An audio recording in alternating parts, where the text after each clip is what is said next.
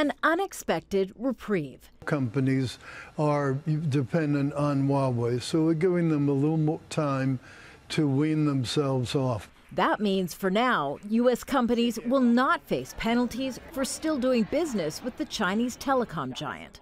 But the reprieve is temporary, just 90 days. There have been plenty of discussions with the president, and the president has made clear in his announcements yesterday that he's very concerned about more dealings with Huawei.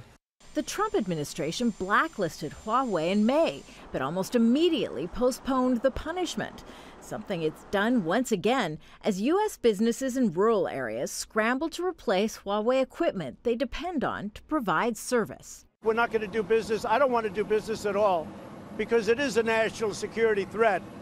But Huawei is pushing back on that claim, arguing this decision made at this particular time is politically motivated and has nothing to do with national security. These actions violate the basic principles of free market competition. They are in no one's interests, including U.S. companies.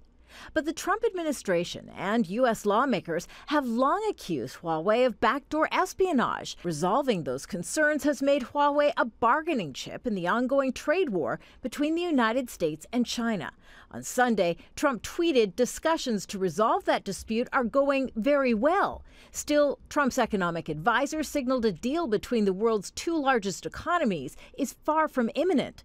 Low-level discussions between the two sides are expected next week.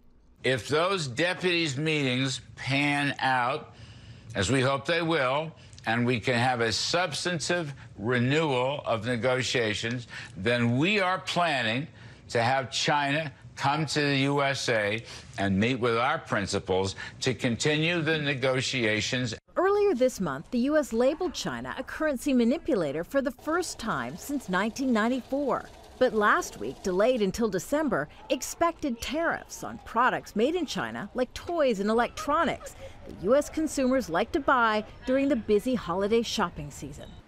Still, the U.S. is not easing up all pressure on China. The Commerce Department has announced it's adding 46 affiliates of Huawei to a list of companies banned from working with American businesses, as both Democrats and Republicans in Congress urge the White House to maintain its hardline stance.